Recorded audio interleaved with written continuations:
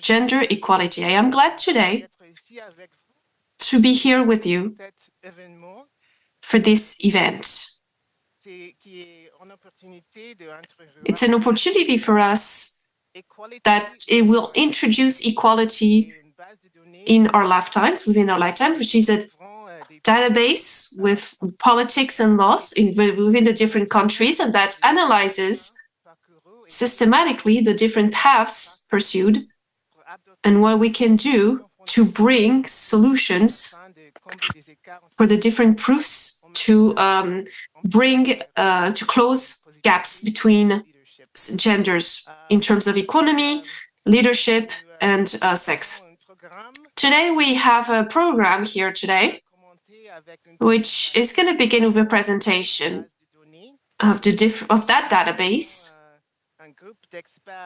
And then we'll have a group of experts which will discuss the different possibilities to advance equality, sex equality in terms of childcare. So we're going to start with a presentation, or before starting, I want to say that this event is organized by the CGD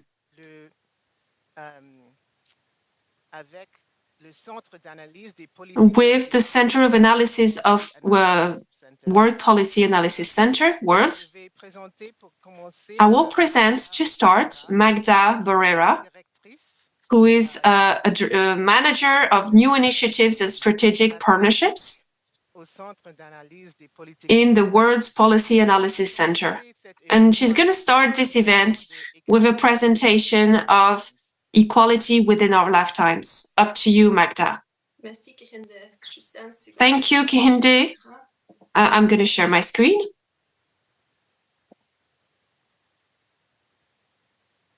Merci. Thank you. Thank you for the introduction. Hello, everyone. I am glad to have this opportunity to meet you today.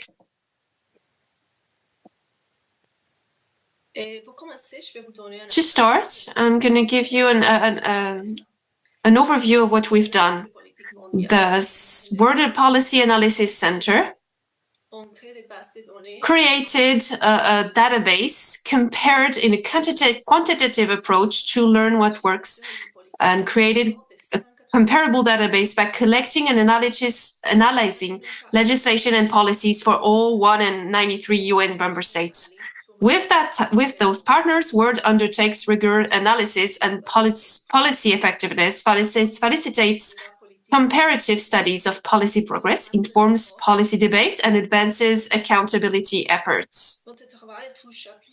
Our work has different topics: an impact on health and person wellness. In comparing, we have early marriages, care, and all the other points.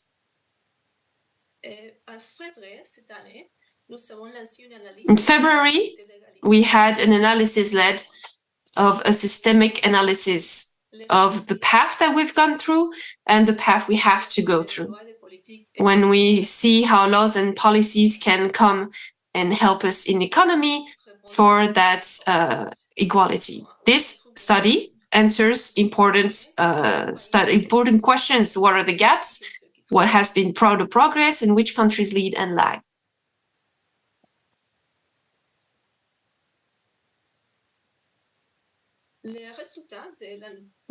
Findings of our study focus on gender and caregiving discrimination, sexual harassment in work environment, and caregiving and gender equality. In my presentation today, we're going to focus on the different countries where this is really important. I encourage you to contact us.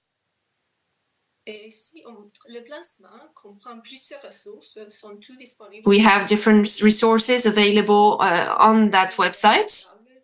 You have downloadable data, legislative text, ebook, infographics and different elements available in French about discrimination, care, sexual harassment. And now I'm going to give a small presentation about the data related to caregiving. According to these infographics, we can see that way more women are in that element, which has, of course, problems in economy. The women assure the majority of care without being paid for their family members, whatever their age may be.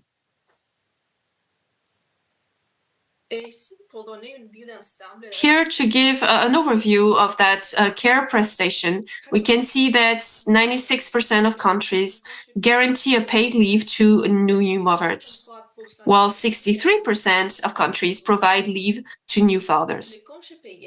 Leave for fathers are not as much for men. There's only 34% of countries that guarantee a paid leave for a school-age child during a routine illness. And only 42% of countries provide leave to care for a seriously ill spouse or parent.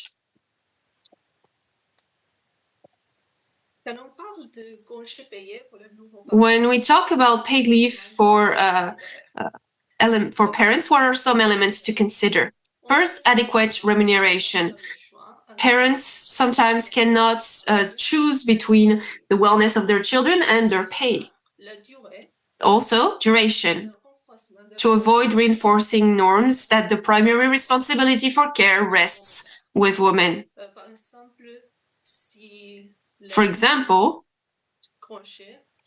if the mom has a paid leave of 14 weeks and the father has a 2-day paid leave, then obviously the mom has to take care of that kid all the time. But also the job protection. On top of adequate remuneration during that leave, the norm says that the parents has to be able to get back to their job so when they get off their leave, and this is important for the family and for economy. It's clear that a leave, 2 days leave is quite short. Maybe the protection of that job is not that important then. We would need a bigger paid leave of at least 2 weeks. Paid maternity leave, as I was saying earlier, paid leave is almost universal practice, as we can see in that card. It's almost universal with a few exceptions here of the states and a couple Pacific nations. The length is also depending. Most countries offer more than 14 weeks of paid leave.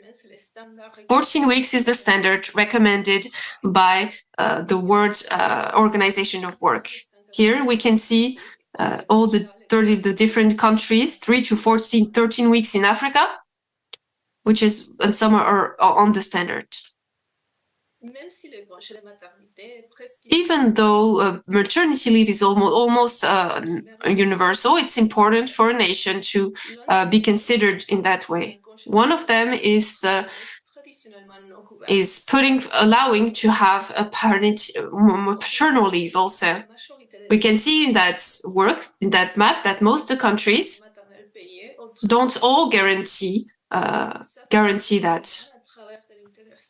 This is done through the intervention of security work possibility or the creation of a special fund for non-salaried countries. There's several countries in Africa that have a national paid maternity leave, but not for self-employed, like Angola, Mozambique, and Tanzania, for example, that offer a guaranteed for self-employed. In that work market, this is very important for working mothers.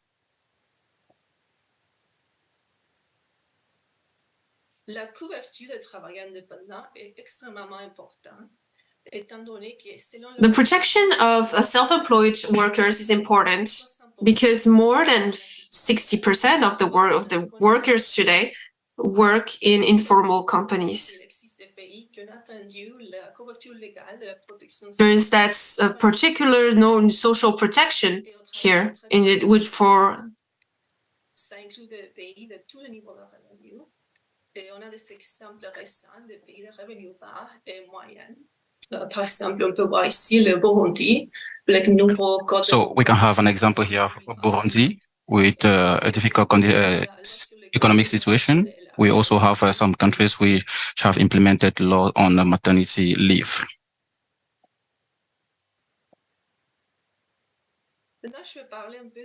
Now we're going to talk about the importance of maternity leave.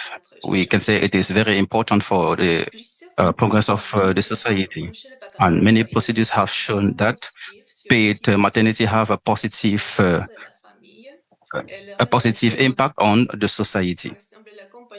So we can have the company as a McKinsey, which estimated that there is a good parity of people working. That is about 34% of persons who are working will receive paid maternity leave. So what is the standard of the world in terms of maternity leave? Here we can look on the maternity leaves which are spread around the world, and we can discover that it is very much limited in some countries where revenues are limited, are low.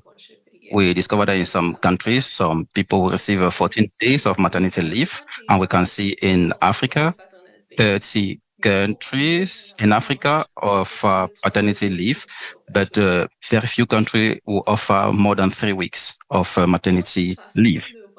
Another way of looking at this maternity leave is to consider the ways we can encourage persons to take maternity leave. And what we can do is we see that we encourage some countries to enforce laws on maternity leave. So we should also have to encourage countries to help and finance or give some remuneration to those who are going to take maternity leave. And for some countries which stand at the 14th week of maternity leave, we discovered that few countries around the world receive maternity leave. And finally, these are countries which put in place systems so that workers can benefit from maternity leave. So in some countries, we have 28% of leave for maternity leave for workers.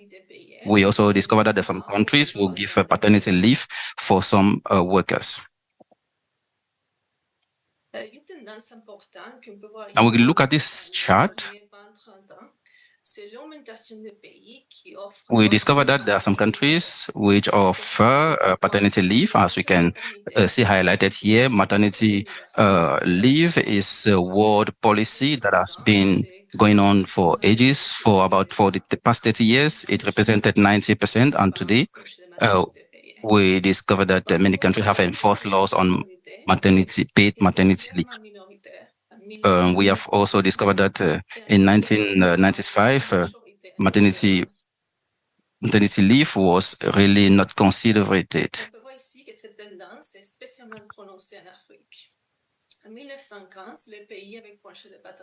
Tendency shows that in Africa, the paid maternity leave was not really implemented. And now we see that the tendency has grown for the past 30 years. In terms of leave, we discovered that the countries have really made a step forward. In terms of women, maternity leave for 14 weeks is at the normal level. And even for some of the countries where this is not implemented, we can have 10, 13 or 12 weeks, which is not far from the 14 weeks, which is the standard. For the countries that offer 14 days of paternity leave, we discovered that this is taken very seriously. Now, I also want to take some few minutes to talk about some of our partners. So these are some of organizations from the civil societies, medias, and researchers who are very much essential in our approach and our researches. We have engaged much collaborations with them, and we've initiated webinars and exchanges with some campaigns on social media. With them, we also organize research programs within this framework.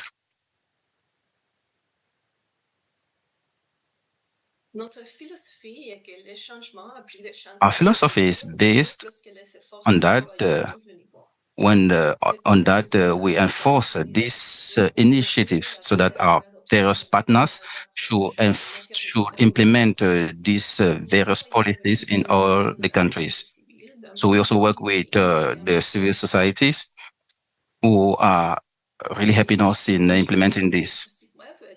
As you can see here, this is our website, available, accessible in 6 languages: English, Chinese, and French. I'll encourage you to go into this website and get more data. And finally, I want to say we are mounting the pressure. We are working hand in glove with other civil society organizations so that we implement some of these laws. And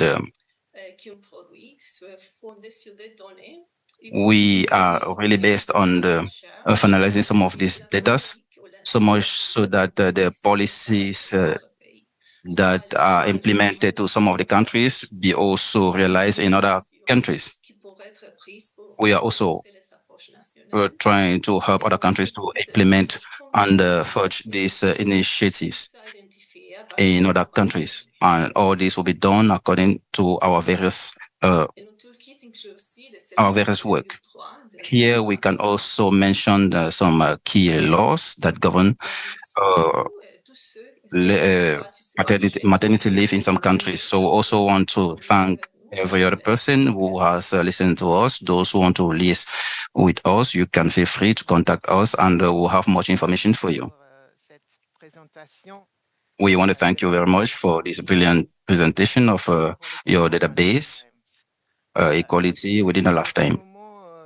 Now, I want to remind you all that this event is online and live in French and in English. So if you want to get information in English, you can go to the English channel or switch to the French channel if you're French speaking. Magda has presented the policies and laws and in the world governing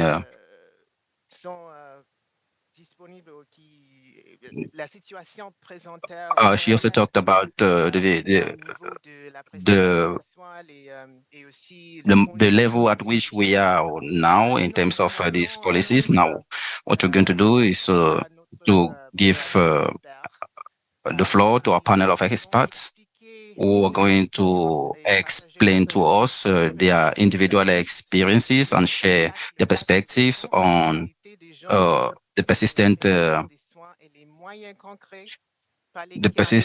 obstacles in terms of childcare and equality. So how can we overcome these obstacles in terms of policies, in terms of laws that are called be enforced? Now I want to present the group of our experts here.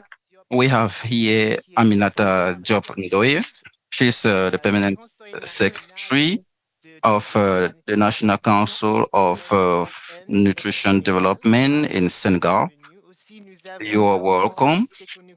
We also have Sekoni Gloria, the founder and president of Women Leader Network.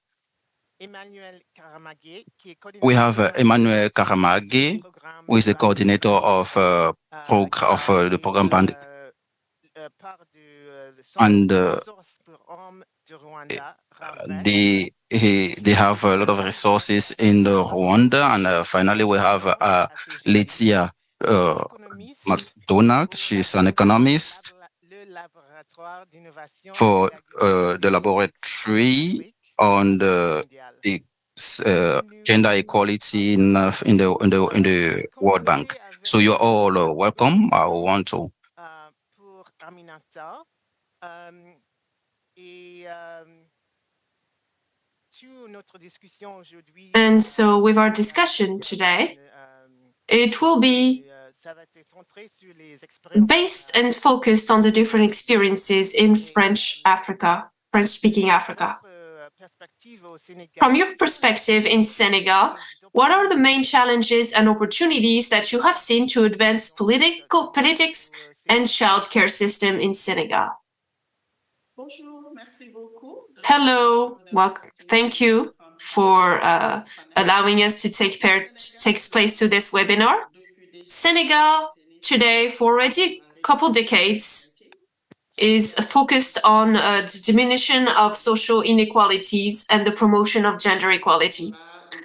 And this option is a political option that we are putting, that is described in all social, economical, political changes and laws.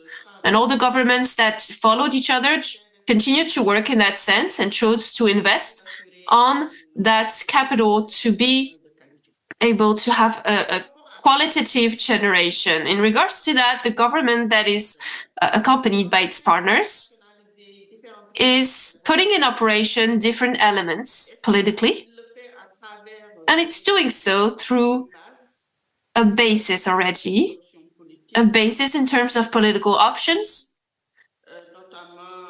especially everything that's political in terms of nutrition, in regards to childcare, child protection, social protection, political with regards to the child's health, and all those politics are linked to governance, but also to programs and common projects that we put in operation.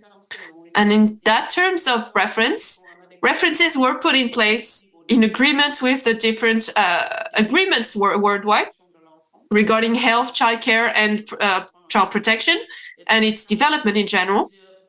And in that framework, several references have been adopted in the country to to frame also that politics in the country. Today, if we can give some examples, for example, when talking about spaces and that framework of children, we have different categories. According to the according to the governance framework that we have. For example, we have community spaces of childcare, community spaces to promote children. We have community spaces centered on nutrition. And those community spaces centered on nutrition, their focus is the children from 0 to 5. And those spaces are not childcare spaces, but spaces that are open to children, where all services can be offered with quality. And it's spaces where services of health, nutrition are offered, of protection, and also awakening. Because of that political will here, we have community spaces that are called childcare programs, as we can call them, childcare communities. All those spaces here have different names, but it's the same services in terms of norms to deliver them. Those different spaces where children, those spaces are for children from 3 to 6. To better bring in place that decision in Senegal for already 2 decades, we have a certain change that has been made in terms of how children are taken care of, especially in those childcare systems, allowing children to integrate and be taken care of in terms of protection, development, nutrition, protection, and education. And it's what we call that's case for little kids, for kids from 0 to 6, to have all that service and to offer care. Because we have women who are also pregnant, who come to know how to take care of their kids. We are taking care of them up to 6 years old, and it's a whole approach which allows us from its birth to have the whole services available in terms of nutrition, health, stimulation, and protection. For already 2 decades, as I was saying, whatever the government is which is there, we are advancing in terms of quality already, but also in terms of covering, because none of the different approaches today are 100% covering all the children here. So everyone tries to cover as many children as possible according to the availabilities that we have.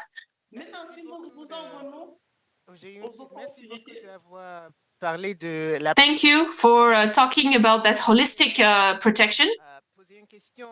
I would like to ask a question about that initiative that you have set forth with the CNTN.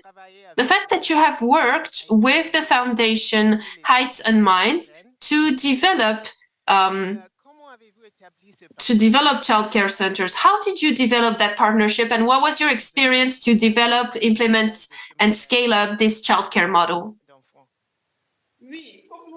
Yes, we had some challenges in terms of investing to cover the whole country, in terms of having different spaces, with also the professionals allowing the mothers to be more active because they have that possibility. We wanted to innovate in an urban space, which is why we thought of putting in place spaces that allow children to be safe while the mom does something else, but also to be able to benefit health and protection and security programs. We put in place those spaces after the crisis, before the crisis, and of course everything went up, all the prices went up, but we didn't have the opportunity to put everything in place. So with the Foundation Heights and Minds, we had the possibility of installing the first center in one place in Dakar, with the one neighborhood with the different inhabitants that came from different neighborhoods, and we're able to install ourselves there. And it's also through that Heights and Mind Foundation, but also through that engagement that from the community that wanted to change things. So we have us, CNDN, we have the Foundation Heights and Mind, and we have the community also through the community. We took 2 or 3 years of putting everything in place, and now we are advancing on that experience because of the durability that it has, because of how deep it's rooted in our community. We are going onto 3 different places in Dakar.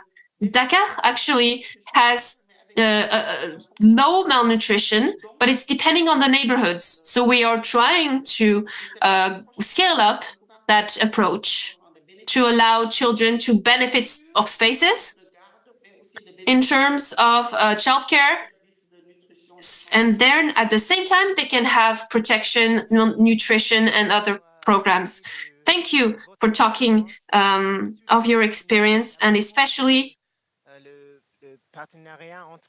thank you very much for underscoring the partnership with the communities and the government and other foundation, also highlighting the importance of taking a holistic approach. Without much ado, we are going to talk with Lauria Gay. We'll have to talk about one of the motivation of the implementation of this event is that most of the time we hear talk about what is happening within the ecosystem of English-speaking countries in Africa, but we seldom listen to what is happening in the French part of Africa. So with our Pan-African organization, we are working hand in glove with both African countries, that is African, English-speaking and French-speaking African countries.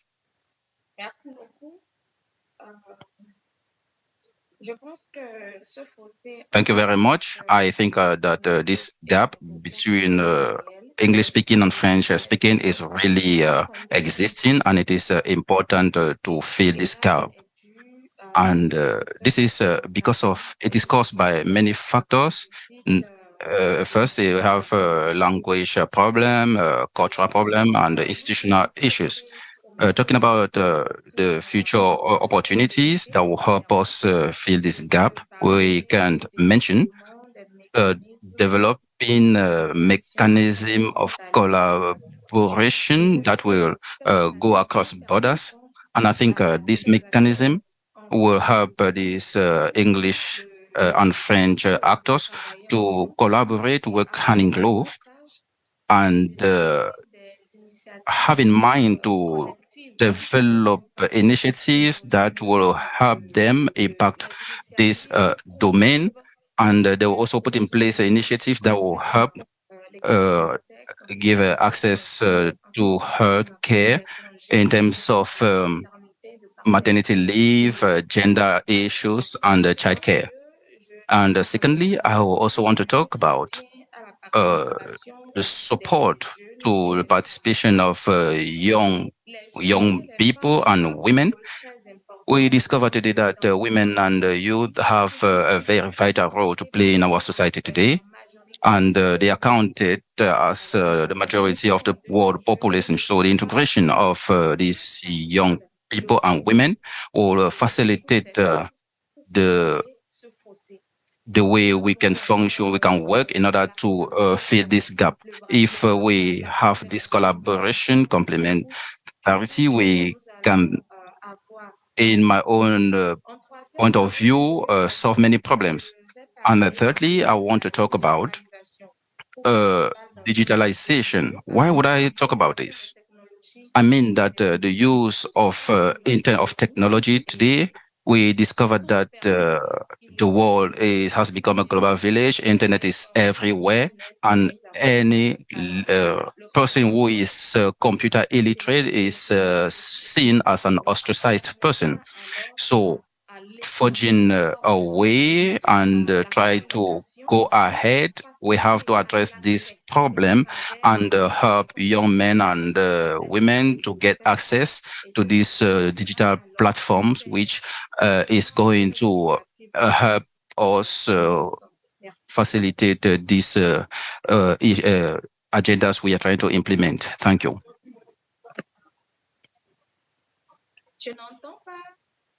I can't hear you. Oh, merci. J'étais muté. Sorry, I was muted. I was saying that I was saying thank you for your sharing your experiences, and what I want to ask you, how would these data help to elaborate advocacy in terms of implementation of policies? Thank you for that question. So you have to discover that without data, we cannot work. Without data, we cannot come up with concrete results. Without data, we will be in the kind of uncertainty which is going to drive us straight into failure. And I also think that data could be used in order to identify main domains where progress are needed. For example, we have data that could help us understand that women are still the main target of people who take care of children.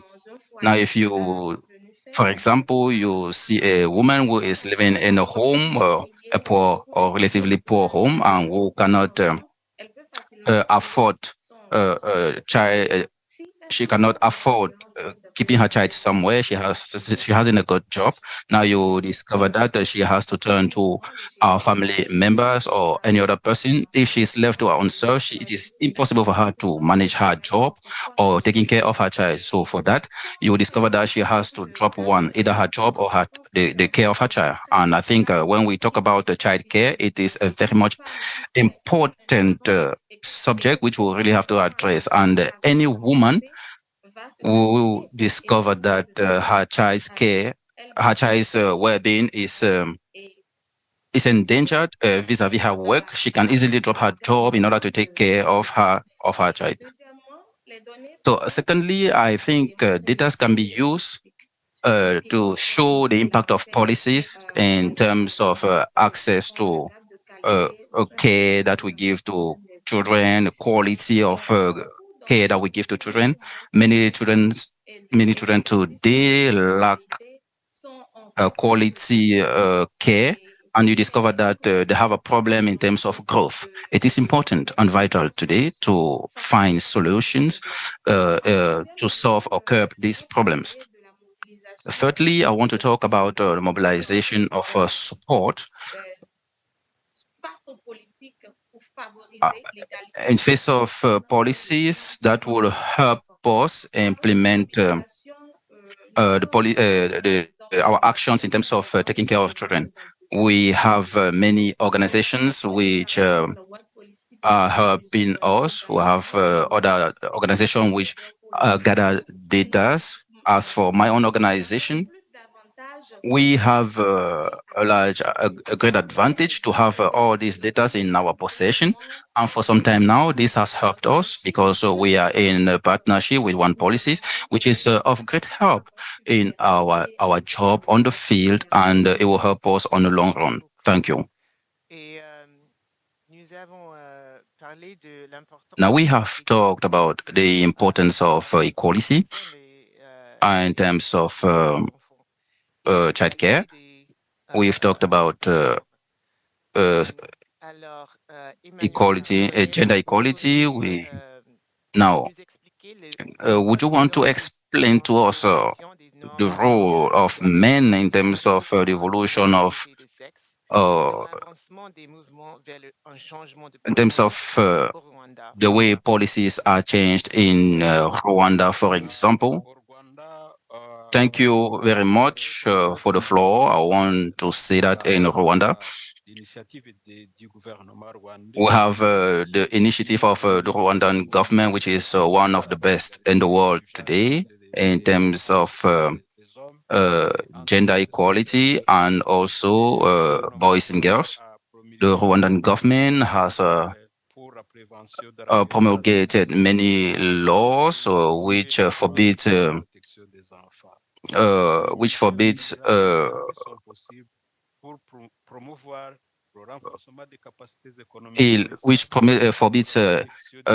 women being threatened maybe in their job site or anywhere, and also seek to protect children. Our government has also implemented strategies for men to be engaged in the protection of women and children.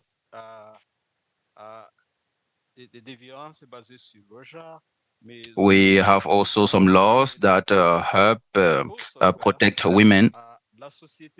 And for this, we also discovered that the civil societies and some other NGOs have decided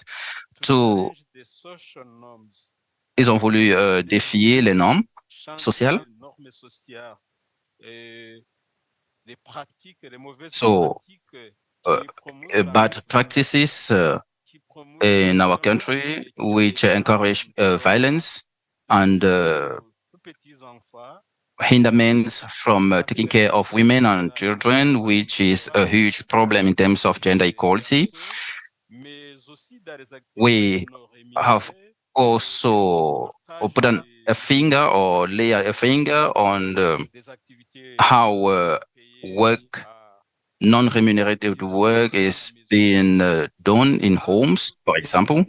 So the civil societies have raised awareness, calling men to work as partners with their wives in order to make this general outcry on the violence made on women and children, and also concentrate on young women and young boys, implicating them in all the activities in life. We also have to familiarize men in order to express their emotion in a non-violent way. So from this point, we noticed that the men became an active actors in order to curb these violent and inequality issues that were in our country.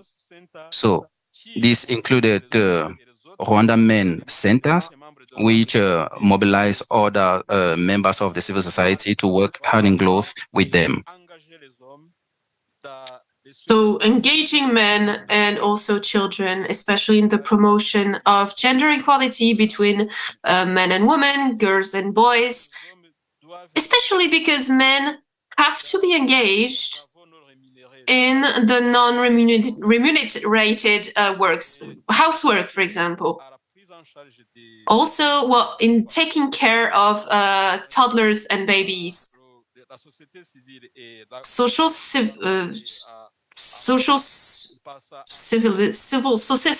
society is here to promote that a feminine element, and they linked their efforts to engage women to change cultural norms and societal norms which are based on gender, leading us to bad practice of that gender. So men have to be actors to change those norms, but also they have to work as allies for the promotion of gender in Rwanda. Thanks a lot. Thank you. In your experience as an advocacy worker in the paid leave and maternity laws in Rwanda, what are the key learnings that you've grabbed from those changes that you've been trying to put forward, and what are the different other reform and advocacy movements that you could consider? Thanks a lot. So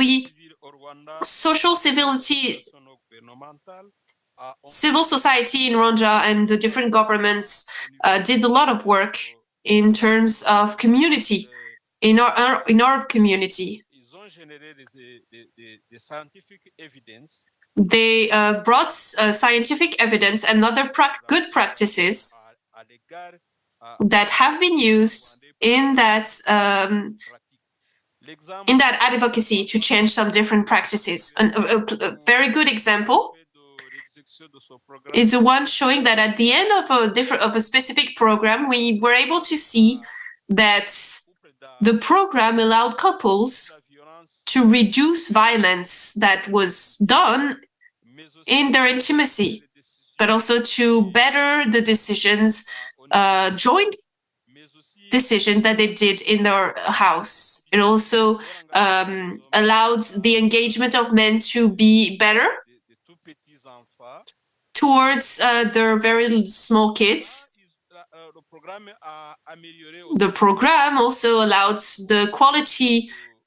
the life quality of families to be better. From that point forward, we did some advocacy sessions in town. In Rwanda, normally we changed the policy on paternity and maternity leave, the paid paternity leave. We have changes in paid and unpaid maternity leave. Before, we were giving men 3 days of paternity leave. Now it's a little bit more. We have just 4 days instead of 3.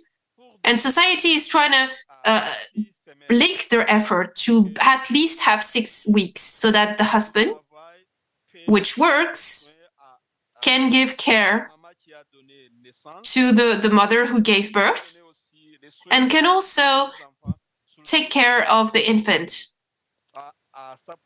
such as the newborn, for example. Unfortunately, instead of having 6 weeks, we only had 4 days, which is not bad, which is the result of that advocacy. But for women, we have 14 weeks consecutive,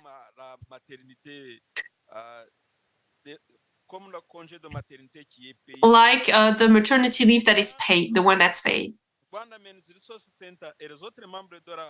So the other members also of that civil society in Rwanda continued to advance that advocacy in politics. And we are continuing to show proofs, scientific proofs, who show that when men are engaged in the care of their children, And also when they have that paid paternity leave, it betters the quality of the life quality of the wife, of the children. And that advocacy brings good elements.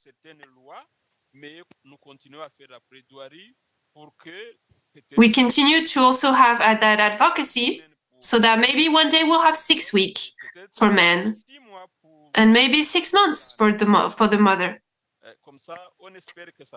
So we hope that it's going to work this way.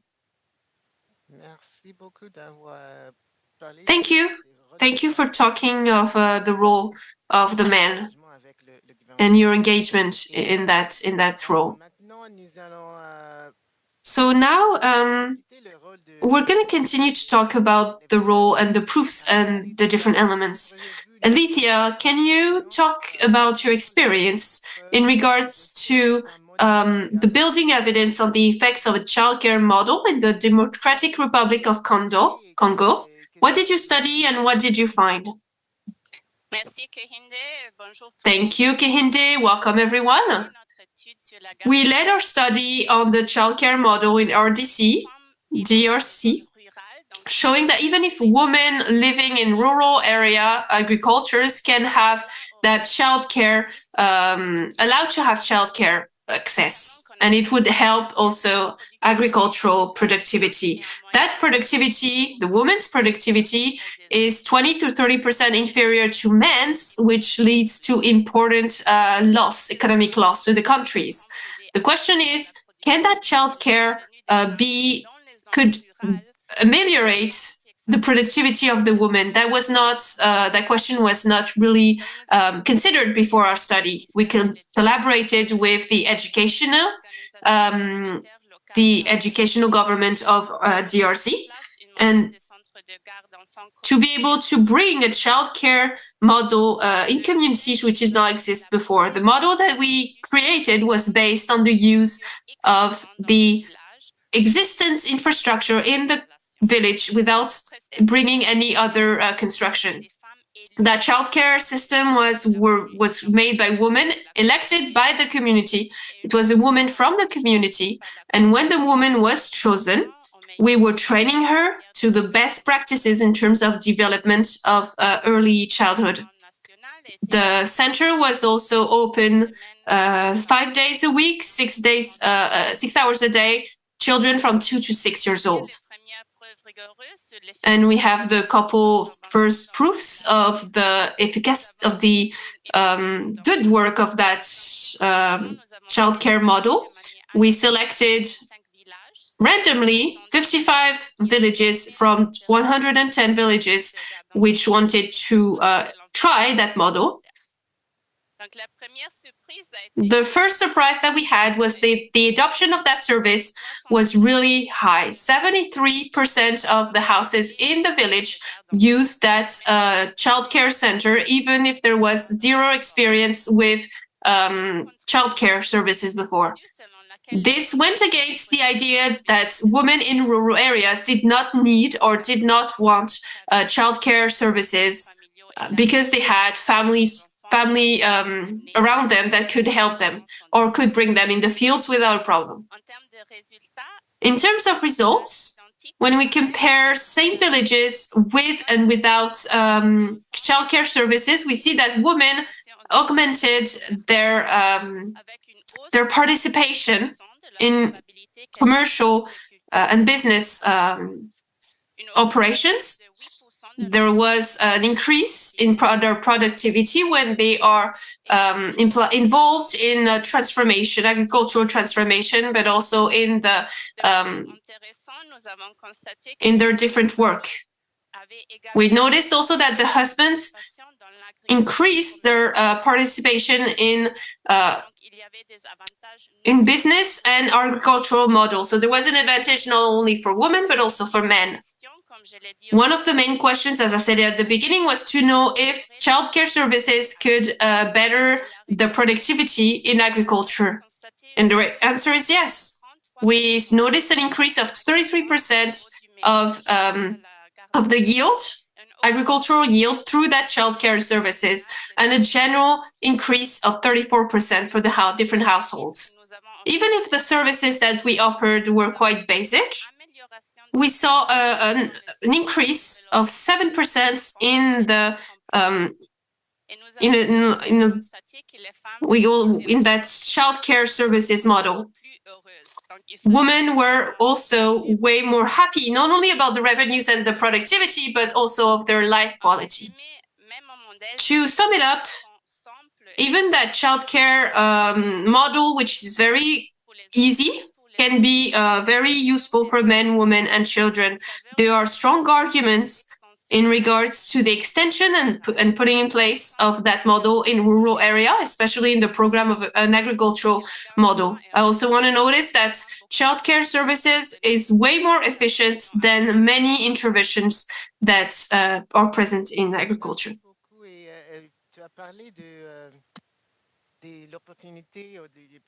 Thank you very much for the various opportunities of using nurseries.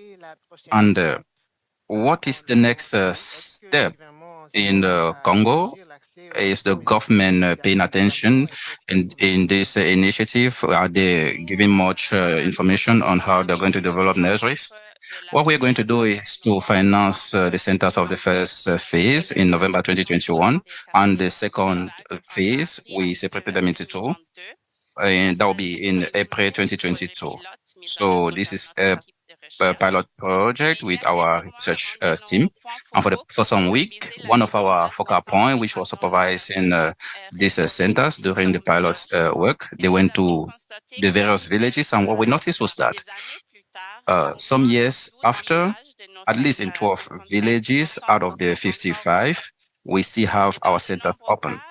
And in most of the cases, there's, I say, informal, and we also discovered that the centers are still in activity, and we now discovered that we can pay the salaries. We also discovered that women could be able to pay part of their agricultural production in terms of caregiving.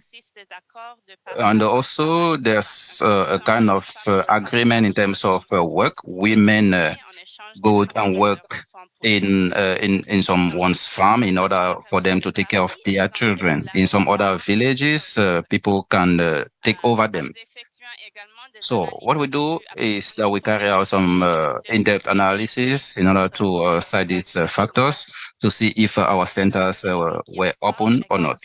One of the variables we had was that if women control their income at the base, that will help to make these our centers last for long. And if they collaborate with their husband, we think that it is not really good for us, because the husband might think that they use their income to finance our center. So what we are going to do is that we're going to carry out this follow-up for long term that will help us maintain our centers.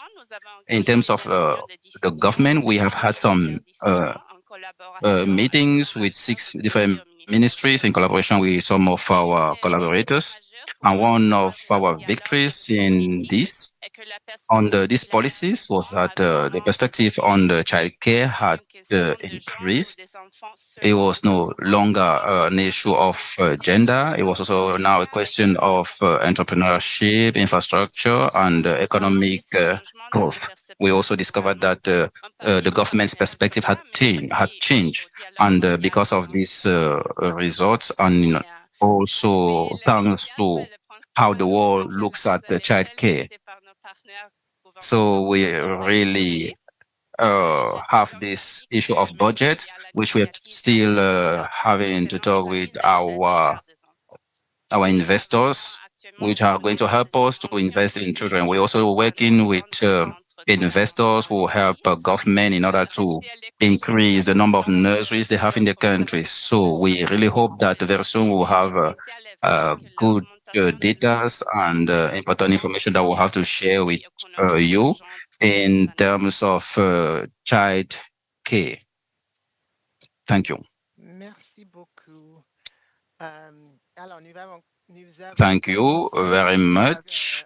Now we started with a global view with regard to what is happening around the policies and gender equalities. We later on talked about the various experiences of French-speaking countries, the Senegal, Benin, DRC, and Rwanda. After which, we also heard about what is happening in Kenya, in Ethiopia, and in many other English-speaking countries in Africa. So I do hope that after today, we are going to have more conversation, which will help us fill the gaps between the English-speaking Africa and French-speaking Africa, and we also have good examples of what is happening in the various countries. Above all this, we have various actors. We talked about the role of men, young men, women, and the opportunity to use technology. And we also talk about the importance of engaging the civil society on the advocacy. We talked about politicians, which will help us in carrying out our research. We have some opportunities for questions. If you have questions, kindly send them in the chat so that we can take them. Or you rather want to use social medias of CGT or war policy analysis.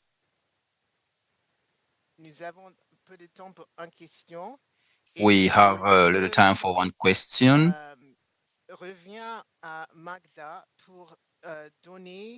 I want to come to Magda to talk about, she talked about the various partners, strategic partners, and what is happening with war policy analysis centers, and with regard to everything that was said here. In your opinion, what is the next step that will help us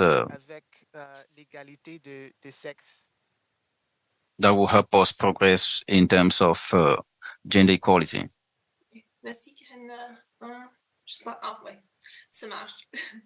Okay, thank you very much. Now, I think we have talked about important initiatives and the framework of what is being going on right now in terms of promoting gender equality. On our own side, we're working with partners who say that our partners are highly engaged in advocacy and political decisions.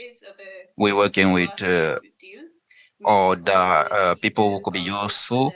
We are guided by our partners who tell us which policies will be prioritized and how we can implement them. Thank you very much, and to you all. So thank you for connecting here with us in CGG and war policy analysis, and with the different organizations that we have and with which we collaborated today. With the CNDN in Senegal, ILD, Abena Ramrak, Rwanda, and the lab, the World Bank Africa Gender Innovation Lab. Thank you everyone for participating with us today in this webinar. And before ending, I would like to talk a little bit about our next event at CGG with the team, the Gender Equality and Inclusion team. It's going to be our 9th conference, in-house conference. We will have every year. Every year we do have that conference, which focuses and talks about women equality. And this year, it's It will be on the 19th of November, Wednesday, November 19. And we will talk about women as leaders. We will be very happy to have your participation in this. You can find more information on our website. I hope that we can see everyone over there in a couple weeks to that event. Thank you, everyone, once again, and bye.